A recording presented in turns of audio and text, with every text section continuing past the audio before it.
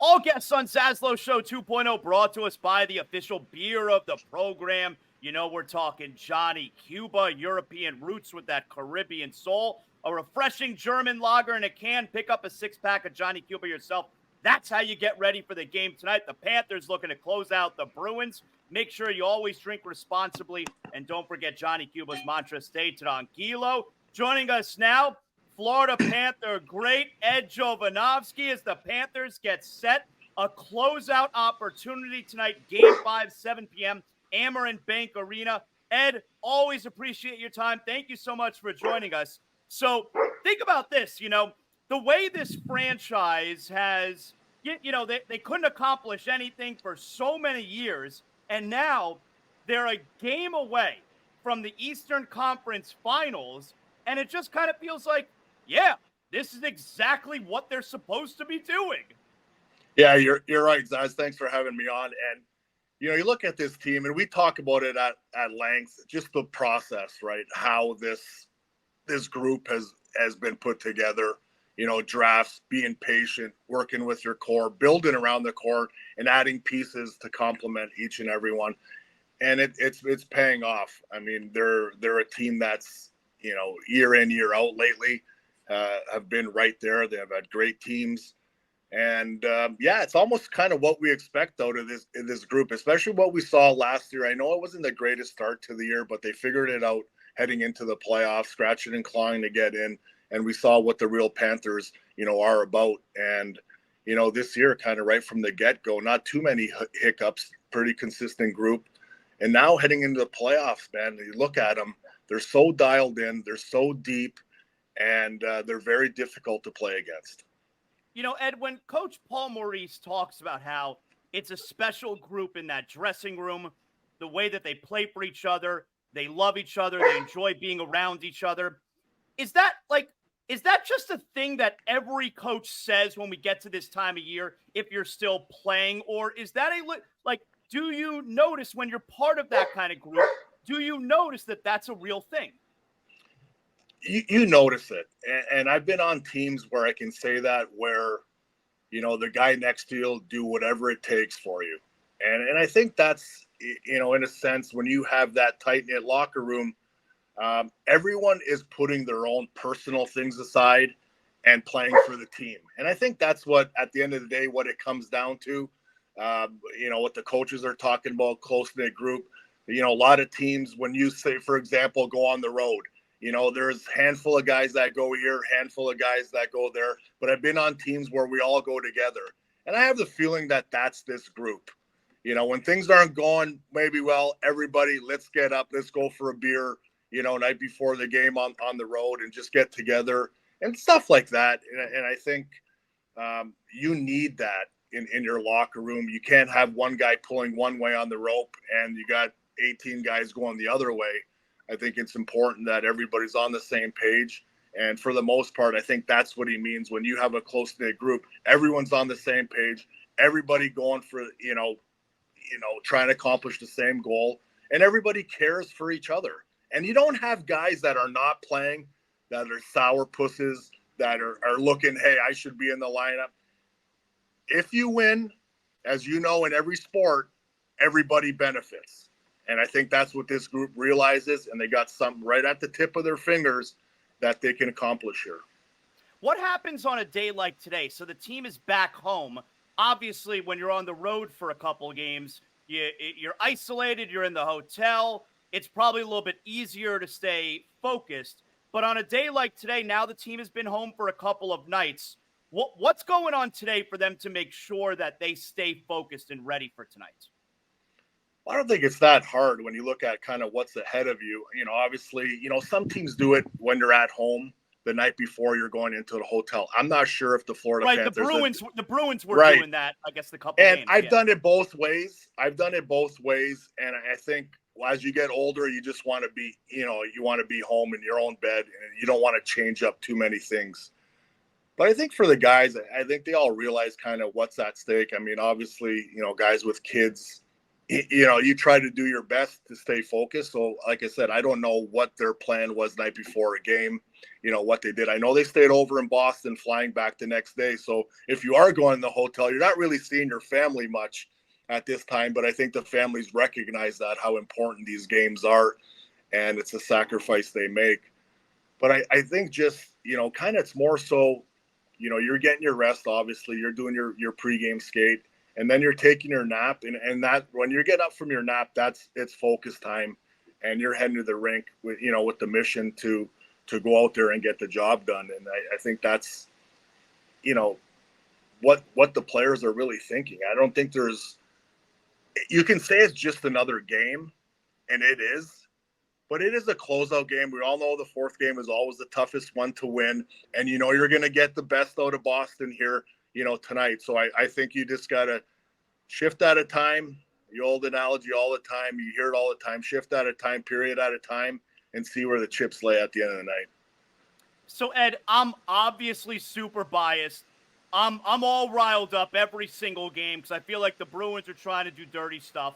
But I'm watching this game, from the outside. And to me, the Bruins, all the bitching and moaning and complaining, Pat Maroon's trying to fight everybody. The Bruins, to me, look like a team that's out there, trying to essentially avenge what happened to their captain. They're upset about what happened to Pastrnak. They're so focused on trying to get some kind of revenge on the Panthers, while the Panthers are out there, you know what? They're trying to win a Stanley Cup. The Panthers are a serious team right now. That's the way it looks to me. And you're exactly right. And I think when you look at this and you hear all these old timers coming on, these podcasts and talking about, listen, it is what it is. It's playoff hockey. You got to take a punch.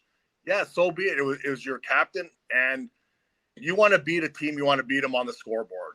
And I think this time of year, you have to be very disciplined. You don't want to put your team down, taking unnecessary penalties. But the Panthers can play every which way you want. You want to run and gun, they can play that way. You want to up the intensity of the game, the Panthers can do that. The physical part of the game, they don't shy away from it. And they're team tough. And, Boston, I don't think Florida can concern themselves too much what Boston's going to do. They're going to try to, early on in this game, try to set the tone physically and try to take the crowd out of it and do all those little things that you want to do playing on the road. But I think the Panthers just focus on what's been successful for them, and that's skating the puck, being a quick team, being a good forecheck team, and continue putting the pressure on them. And boy, do I love what Bennett's doing. This guy is the spark plug of this team. I mean, coming off, the injury, and it's evident he can't fight. You don't have to ask Sam Bennett to fight twice. If he can fight, he's fighting.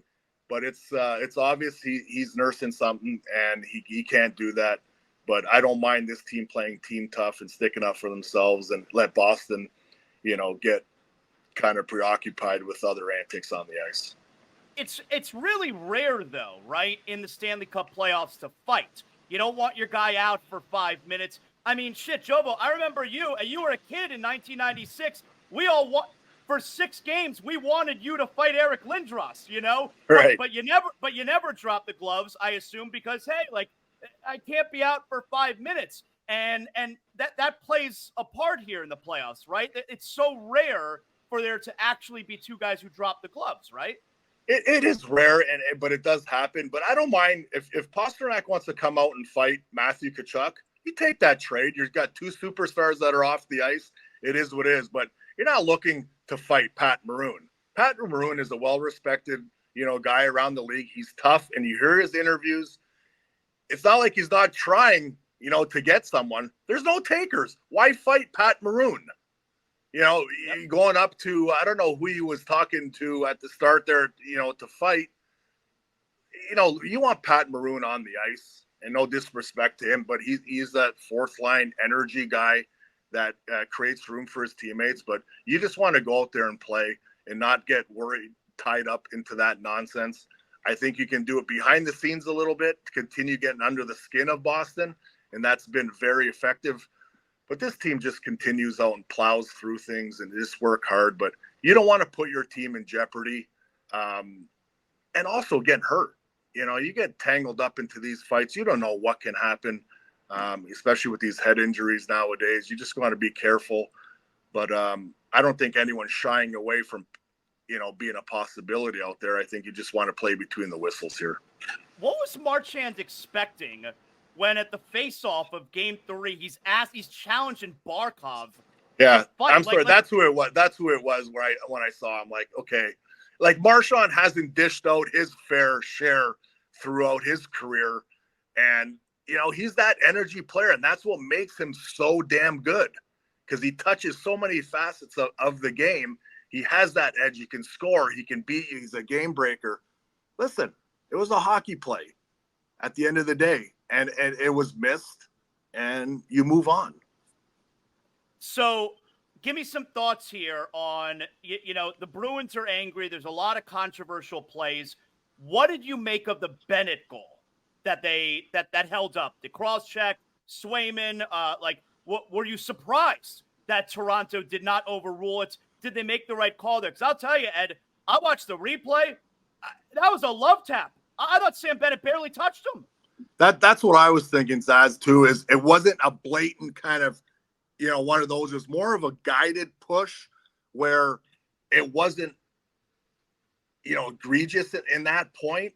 I thought you're in front of the net. That area is an area where you're going to have the battles. And what it comes down to is just out-muscled, McAvoy.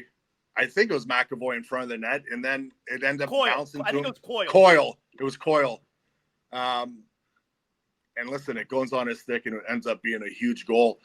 But I'm not going to lie. I think in these situations, after what happened with the Bennett play, is there a little bit of, hey, listen, this goal is going to come back? But I think the league got it right. I think it was a good goal. It was a hockey play in front of the net. It was a battle, and it ended up bearing up, and it was a good goal in my. It's funny, where people are like, oh, NHL, they want Florida to win. And I'll think to myself, hold on a second. We're talking about the Florida Panthers, who have never won anything, and an original 6 team in the Boston Bruins. You think if there was any type of favoritism, it would be toward the Panthers? Are you crazy? Right. And that goes back to my point about the, Bennett play that everyone was screaming aloud about. And you think, after seeing this play, are they going to get one that kind of goes their way? Well, listen, at the end of the day, it's a tough job calling these plays, and you're always going to have the opinion of, hey, listen, you missed that play. It should be no goal. And then you got everyone on the Panthers side saying, yeah, it was a good goal. So it's kind of one of those situations where, if you're Boston side, no one's going to be happy. You felt like there was a cross check there, but I truly believe that it was a hockey play. It wasn't a blatant, cross check. It was more a battle in front. It was more of a guided push. It wasn't an extension. It was more of kind of here and then kind of push them into him. Be stronger on your skates. What do you think happened in Game 1? Were we rusty? Yeah, I think when you look at I think it was 7 or 8 days. I don't know how many days they were off, and Boston just coming off, that high in their Game 7. Quick turnaround for them. Everything's kind of in sync. It takes a lot out of you a little bit when you're off, for that long, just to get things. There's only so much game things you can insinuate kind of in practice. You don't want guys going crazy hard where, possibility of an injury. But I tell you what, rest is a weapon. And you look at the Panthers, I think it's paid dividends as the series went on. They're well rested. And listen, if they get it done here tonight, it's even more rest, because I think the other series possibly is going to probably go 7 now. So they'll be well rested and moving forward. But you got to take care of this one. It's always the toughest game to win, this game, the 4th game. But I think this team has grown so much over the years that they know how to approach this game. And that's what gives me the confidence and, that feeling that I think it ends here tonight. I'll tell you, Sasha Barkov, what a postseason he's having. I mean, unbelievable. This really, we know he's been a great player, but it feels like this is the coming out for Sasha Barkov this postseason. And it's awesome that when you hear on all the broadcasts, ESPN, TNT, they're talking about Barkov. talking about him saying, I haven't seen a player like him in the NHL for a long time. And it's well-deserved. The guy plays a solid 200-foot game. He doesn't cheat the game. He's always back in position. He's defense first. That creates awesome offense for him. And I'm sure you've came in touch with Barkey down the road. He's the most humble guy. He's quiet. He's not a rah-rah type leader, but he's first guy on a practice. He's the last guy off. He leads by example. And I don't know where this team would be without him. How great's that crowd going to be tonight, Jovo? Oh, it's going to be fun. Man. I'm actually parking myself in the stands here tonight. So I'm looking forward to it.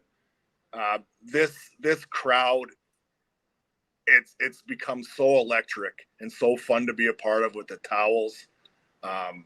They're right behind the guys, and the guys definitely appreciate it. I know, talking to a few of them, they appreciate the fans, the electricity that they bring.